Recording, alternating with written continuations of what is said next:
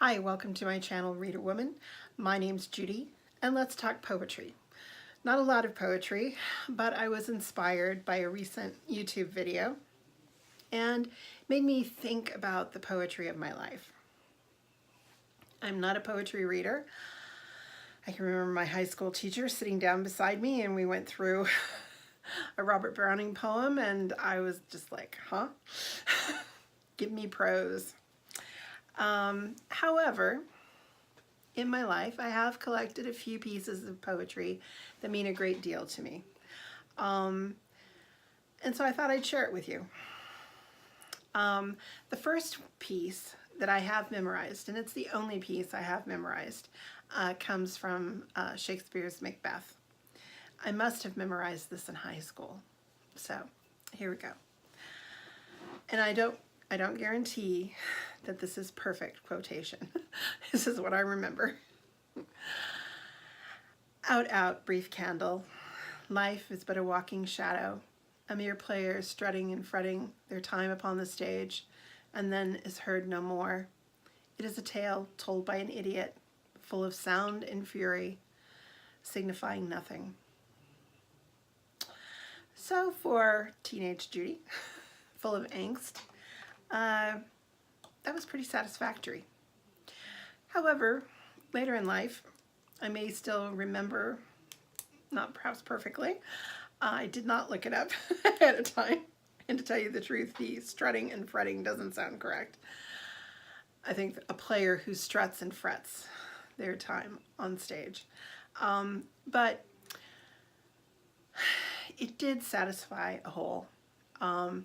And it allowed me a place to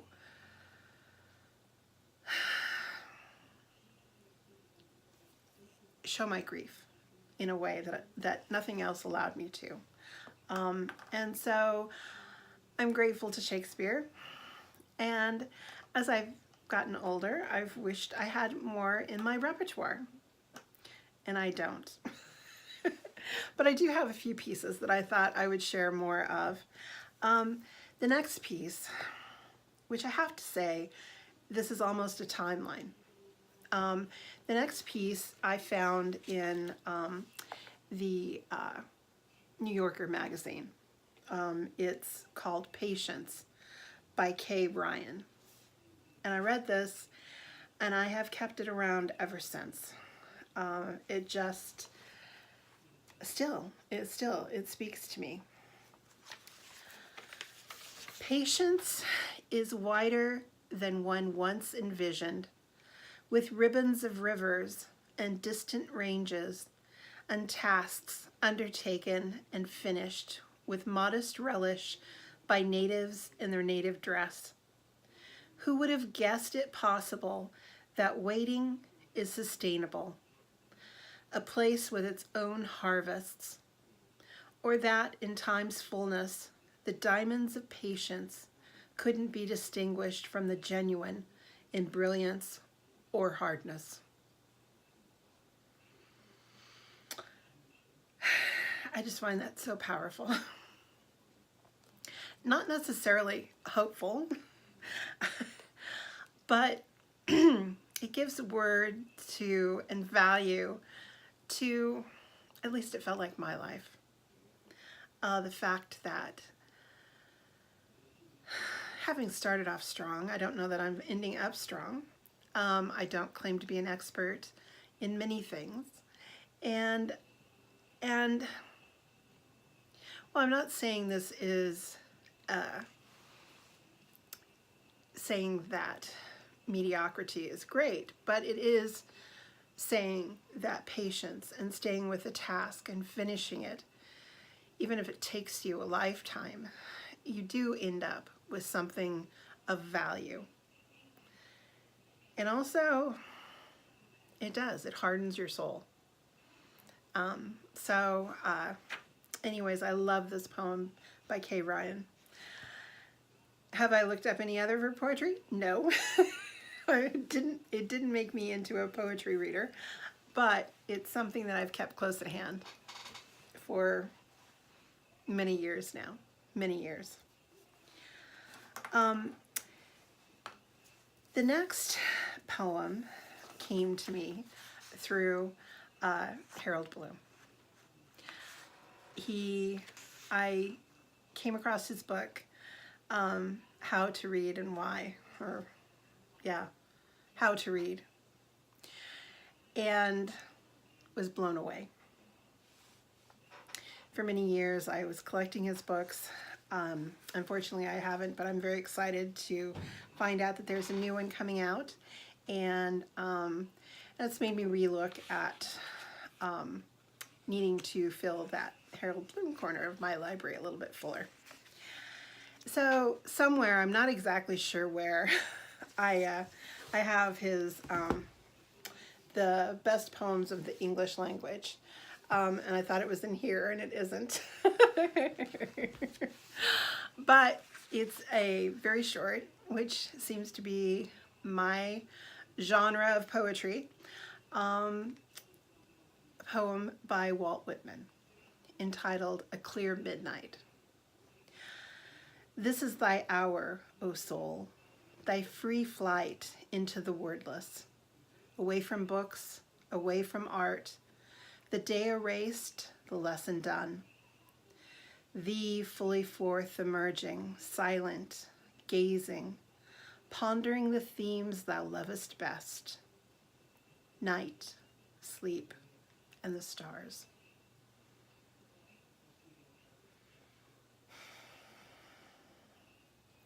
And that, every time I read it, it just fills my soul. It does. It fills it with memories of an amazing night spent under the stars, where there was no light and you could just see the stars as clearly as you could have 300 years ago. It touches something really beautiful for me, and that sense of shedding and moving forward just as a soul, just as consciousness, and pondering the things thou lovest best.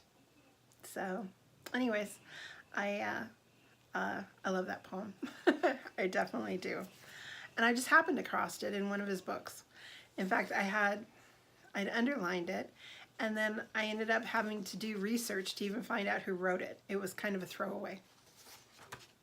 So, A Clear Midnight by Walt Whitman. The next one is in this lovely volume of poetry by Alfred Lord Tennyson.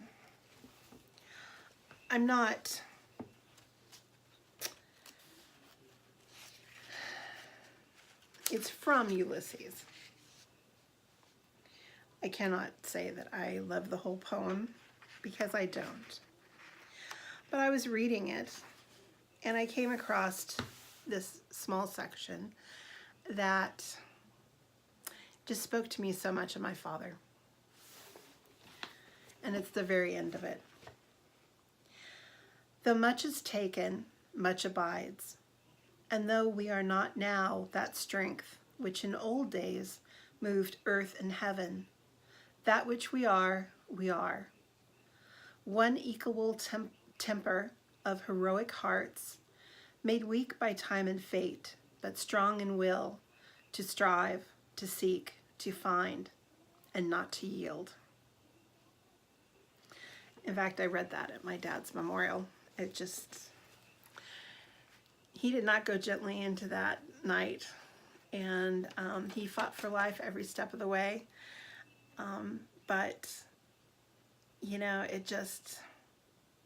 that heroic heart, it gives me pleasure, and, you know, it brings him to life for me. So that's another piece, thanks to the great Harold Bloom, I came across.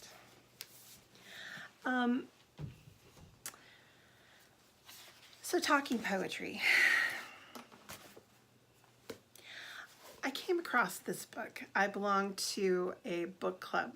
Oh dear, I can't really see it very well. It's The Anthologist by Nicholson Baker. He also wrote a second volume with this hero of Paul Chowder. The first time I went through this book, I didn't like it. And then, I mean, it's a very small book. 243 pages. So I decided to reread it. And then when I started rereading it, all of a sudden, let me see if I can find it. All of a sudden, it just made so much sense to me. It's talking about poetry. And the book is about a man who is trying to put together an anthology of poetry. He's a poet himself. But, you know, all of a sudden I just started underlining. Oh dear, you can't really see. But if we could just stop for 1 year, if everybody could stop publishing their poems, no more, stop it. Just everyone, every poet, just stop.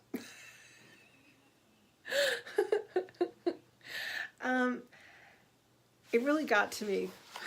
And all of a sudden I found myself underlining, and just really appreciating the author in this book. I can't remember the name of his second book, but he did come out with another book with this particular character, and it was talking about music.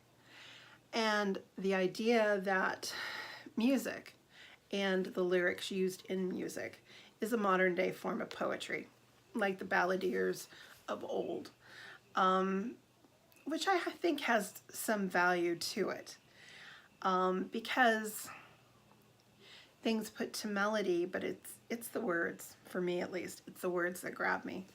And that's the last thing I'm going to share with you, and that is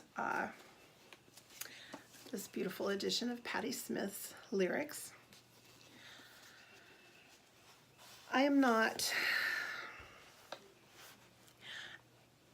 Patti Smith has not been my leading chanteuse. Yeah, chanteuse. However, I came across her album. I bought it, Dream of Life, which I've listened to since it came out. And in particular, the one song that gets me the most is Paths That Cross. So I will read that to you by Patti Smith. Speak to me, heart. I feel a needing to bridge the clouds. Softly go away, I wish to know, to know. Away, I wish to know, to know. Oh, you'll ride, surely dance in a ring, backwards and forwards. Those who seek feel the glow, a glow we all will know, a glow we all will know. On that day filled with grace, on the way to heart's communion, steps we take, steps we trace, on the way to heart's reunion. Paths that cross will cross again, paths that cross will cross again. Speak to me, shadow. I spin from the wheel, nothing at all save the need to weave. A silk of souls that whisper, whisper, a silk of souls that whispers to me. Speak to me, heart, all things renew. Hearts will mend round the bend. Paths that cross, cross again. Paths that cross will cross again. Rise up, hold the reins, we'll meet. I don't know when. Hold tight, bye-bye. Paths that cross will cross again. Paths that cross will cross again. And she wrote that for Samuel J. Wagstaff, Jr. And reading her, I don't have it close at hand, reading her autobiography, Just Kids, she talks about singing this to her friend. Oh my gosh, I'm getting old and can't come up with names. The photographer, Mapplethorpe, as he was dying. She sang that to him, and she also sang her lullaby that she'd written for her son, which was beautiful as well. I tried to, the Jackson song. I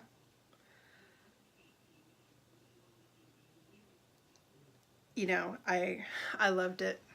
I love the album, and I love the Jackson song. And it was so poignant to me that she was, so present in the death of her friend, her great friend, Robert Mapplethorpe. And then she sang these particular songs to him as he was deathly ill and passing over. Just a little bit of the Jackson song at the end. And in your travels you will see warrior wings, remember Daddy.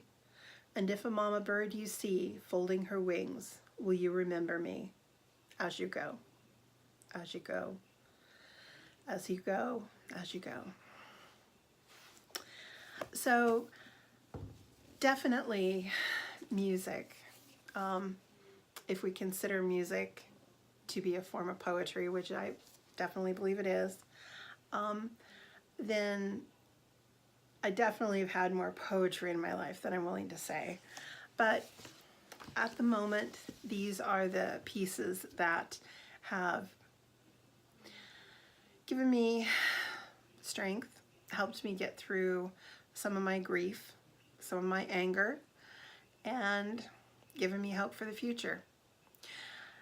And what do you do for poetry? Do you have pieces like this that you've accumulated? Do you just read all poetry and enjoy that? I just wish I had more of a photographic memory where I could memorize easier, but I just don't. It's very difficult for me, unfortunately. So anyways, if you have any thoughts on poetry, be sure and leave them below. And if you like this, I hope you subscribe, and we'll talk books again very shortly. Take care. Bye.